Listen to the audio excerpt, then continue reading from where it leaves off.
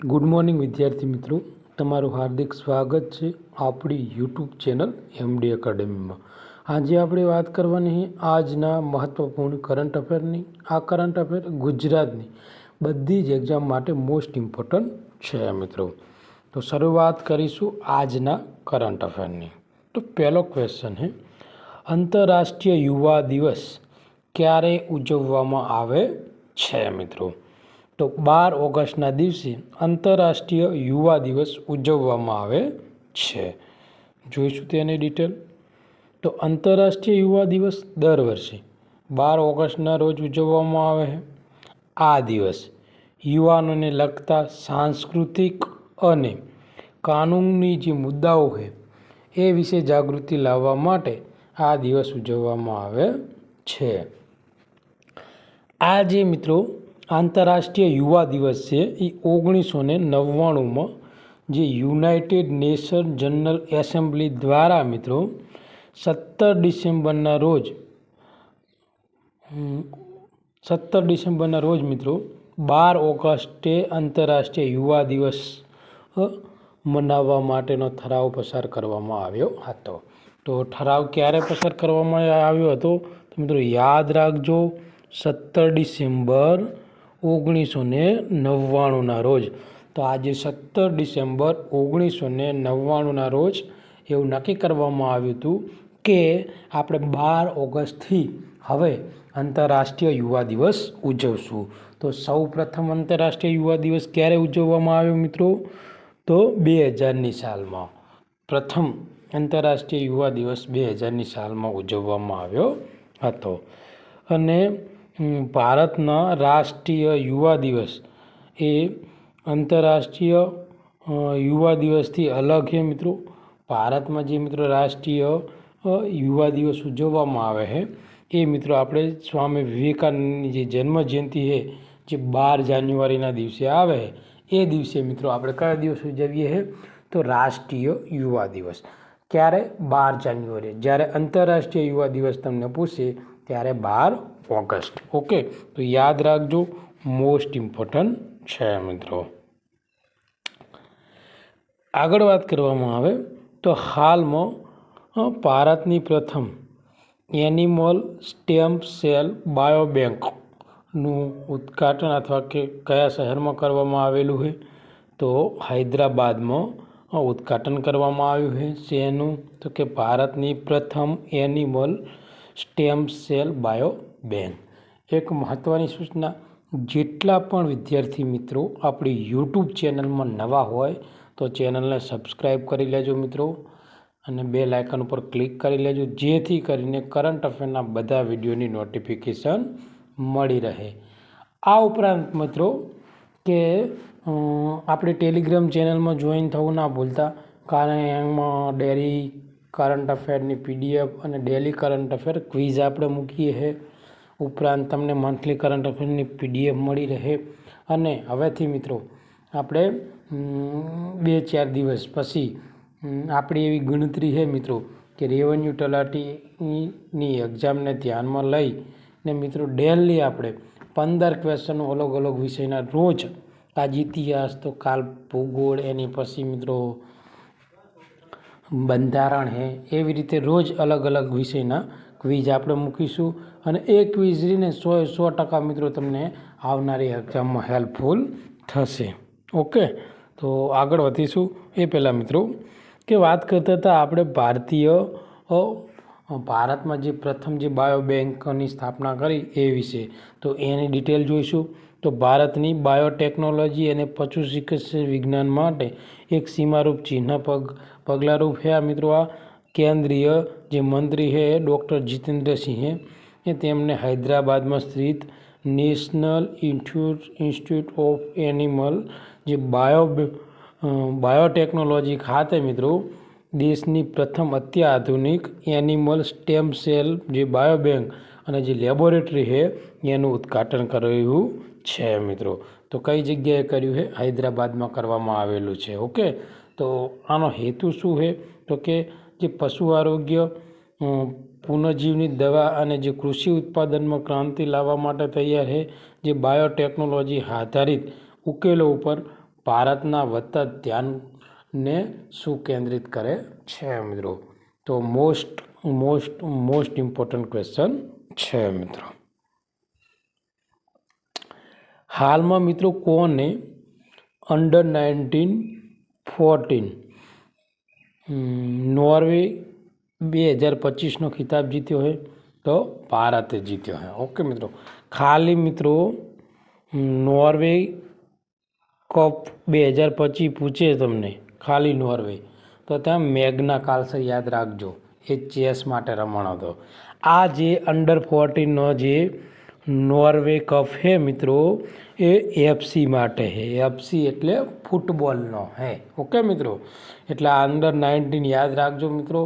આની પહેલાં પણ મેં તમને આજથી 4 થી 5 દિવસ પહેલાં તમને મિત્રો નોર્વે કપ 2025 ભણાવ્યો હતો. જે મિત્રો રહ્યો ને એ ચેસ અંતર્ગત હતો, અને જે મેગ્ના કાર્લસને મિત્રો જીતેલો છે નોર્વે કપ 2025. અને આ અંડર 14નો છે, જે મિત્રો ભારતે જીત્યો છે, નોર્વેમાં યોજાયો હતો. જોઈશું તેની ડિટેલ મિત્રો.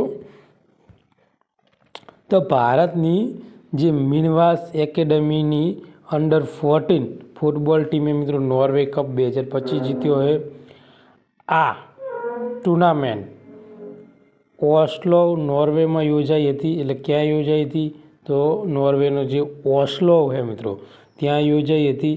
ફાઇનલમાં મિનવા એકેડમી અને નોર્વેની જે ISIF ટીમને મિત્રો ભારતે મિત્રો 14-1 હરાયું છે. એટલે 14 ગોલ માર્યા છે, અને હા મેં અમને એક જ માર્યો છે. ઓકે, તો બહુ મોટા માર્જિનથી જીત મેળવી છે. આ જીત સાથે યુરોપમાં 3 સૌથી મોટી યુવા ફૂટબોલ ટુર્નામેન્ટમાં વર્લ્ડ યુથ કપ, ડાના કપ અને નોર્વે કપ જીતનાર પ્રથમ ભારતીય ટીમ બની છે મિત્રો. તો કોને જીત્યો છે મિત્રો? નોર્વે કપ અંડર 14નો એફસીનો. તો યાદ રાખજો, ભારતની જે મિનવા એકેડમી છે ને એને. આગળ વધીશું તો મિત્રો INS જે તલામ છે મિત્રો, તે કાસાબ્લાન્કાની જે એક સફળ બંદર છે મિત્રો, એની મુલાકાત પૂર્ણ કરી. તો આ જે બંદર છે મિત્રો, એ ક્યાં આવેલું છે? તો મિત્રો એ મોરોક્કોમાં આવેલું છે. તો મોરોક્કોનું આ જે મિત્રો બંદર છે કાસાબ્લાન્કા, બરાબર. તો જે આ બંદર છે એની મુલાકાત જે આપણું જહાજ છે INS તલામ, એને મિત્રો લીધેલી છે મિત્રો. તો જોઈશું થોડીક ડિટેલ. તો INS તલામ દ્વારા સફળતાપૂર્ણ થયેલી બંદર મુલાકાતમાં મોરોક્કો દેશના જે કાસાબ્લાન્કા જે બંદર છે ત્યાં એને મુલાકાત લીધી છે. આ જે મુલાકાત છે એ ભારત અને મોરોક્કો વચ્ચે સંરક્ષણ સહયોગને મજબૂત બનાવવાના પ્રયાસોને દર્શાવે છે મિત્રો. આગળ વાત કરવામાં આવે, કયા દેશના જે બોક્સર છે જે મિત્રો હિરોમાસા ઉરાકાવાનું ફાઇટ ઇન્જરીના કારણે અવસાન થયું છે? તો મિત્રો જાપાનના બોક્સર છે મિત્રો આર્યા હિરોમાસા ઉરાકાવા. આ મિત્રો બોક્સિંગ રમતા હતા, એ સમયે બોક્સિંગ કરતા હતા એ સમયે મિત્રો તેમને મગજ ઉપર ગંભીર ઈજા થઈ. ક્યાં? મગજ ઉપર ગંભીર ઈજા થઈ, તેના પરિણામે મિત્રો તેમનું મૃત્યુ થયું છે, અને હાલ ચર્ચામાં છે મિત્રો. એટલે બોક્સિંગના જે નીતિ નિયમો હોય એની ઉપર મિત્રો હવે પ્રશ્ન ઉઠ્યો છે. કારણ કે કાલે એક વ્યક્તિ મરી ગયો છે બોક્સિંગના ઇન્જરીના કારણે, અને આજે પણ એક વ્યક્તિ મરી ગયો છે મિત્રો. એટલે ટોટલ 2 વ્યક્તિ મરી ગયા છે. અને આ જે જાપાનના રહ્યા ને બહુ જાના માના મિત્રો આ બોક્સર છે. WHO કયા દેશને ઊંઘની બીમારીમાંથી મુક્ત જાહેર કર્યું છે? તો મિત્રો કેન્યાને મિત્રો WHO દ્વારા જે ઊંઘની બીમારી હોય ને એમાંથી હાલ એક મુક્ત જાહેર કરવામાં આવેલું છે. તો બહુ મહત્વપૂર્ણ ન્યૂઝ છે મિત્રો, જોઈશું. અને આ ક્વેશ્ચન મોસ્ટ ઇમ્પોર્ટન્ટ છે મિત્રો. તો WHO તાજેતરને કેન્યા દેશને ઊંઘની બીમારીમાંથી મુક્ત જાહેર કર્યું છે. આ સાથે કેન્યા આ બીમારીથી મુક્ત થનાર દેશોમાં મિત્રો 10મા નંબરે છે. તો કેટલા નંબરે છે? 10મા નંબરે.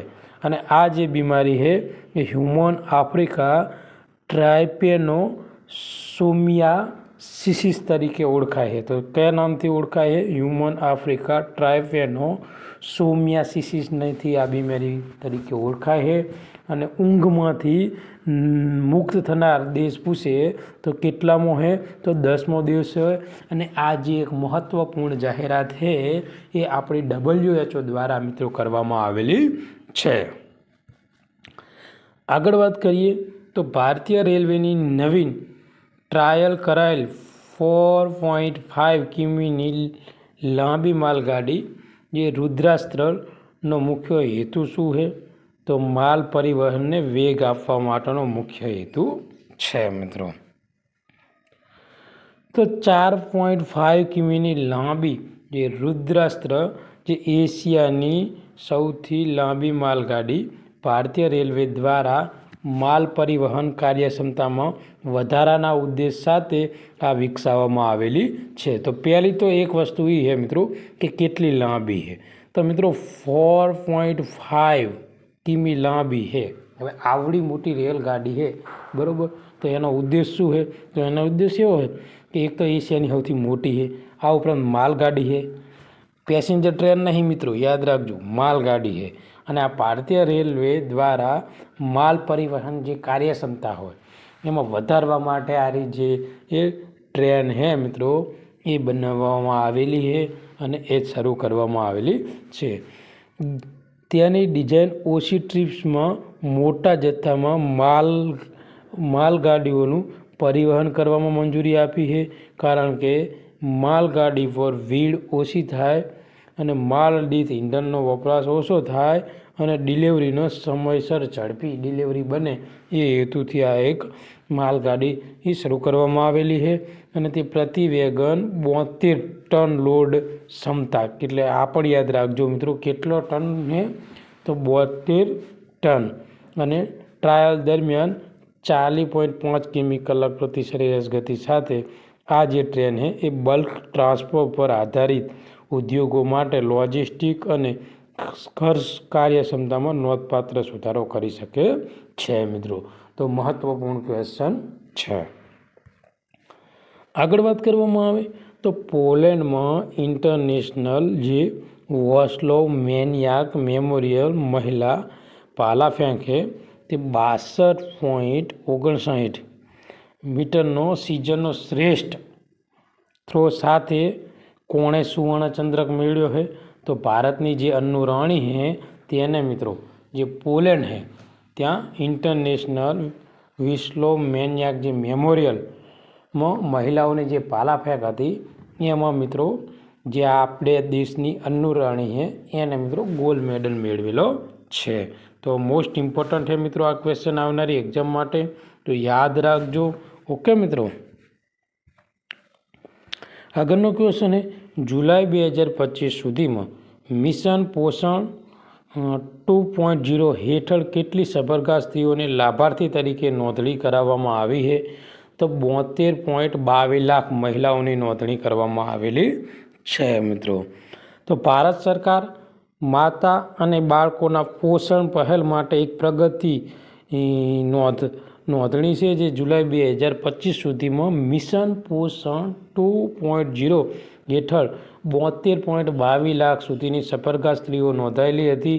જ્યારે પ્રધાનમંત્રી માતૃવય વંદના યોજના 1 જાન્યુઆરી 2017ના રોજ મિત્રો શરૂ થયા પછી 4.05 કરોડથી વધુ મહિલા માતૃત્વનો લાભ પૂરો પાડ્યો છે. અને આનો ઉદ્દેશ શું છે? તો કે માતાના સ્વાસ્થ્યમાં સુધારો કરવાનો, કુપોષણ ઘટાડવાનો, ગર્ભવતી અને જે નવી માતાઓને પૂરતું પોષણ અને આરોગ્ય સંભાળમાં જે સહાય માટે જે સુનિશ્ચિત કરે છે એ માટે મિત્રો આ જે મિશન પોષણ 2.0 છે એ શરૂ કરેલું છે. અને જે ઘણી બધી જે આપણી માતાઓ છે, સગર્ભા માતાઓ, આપણી બહેનો અને જે બાળકોને પોષણમાં 100% મિત્રો આ હેલ્પફુલ થાય છે. આજના કરંટ અફેરનો લાસ્ટ ક્વેશ્ચન કે નાણાકીય વર્ષ 26ના પહેલા ક્વાર્ટરમાં ભારતની જે ઇલેક્ટ્રોનિક્સ નિકાસમાં વાર્ષિક ધોરણે કેટલા ટકા વધારો થયો છે? તો 47% વધારો થયો છે. આજનું મહત્ત્વપૂર્ણ કરંટ અફેર અહીંયા પૂરું કરીશું. આ વિડીયો તમને ગમ્યો હોય તો આપણી ચેનલને સબસ્ક્રાઈબ કરી લેજો, તમારા બીજા મિત્રોને મોકલી આપજો. થેન્ક યુ, ધન્યવાદ.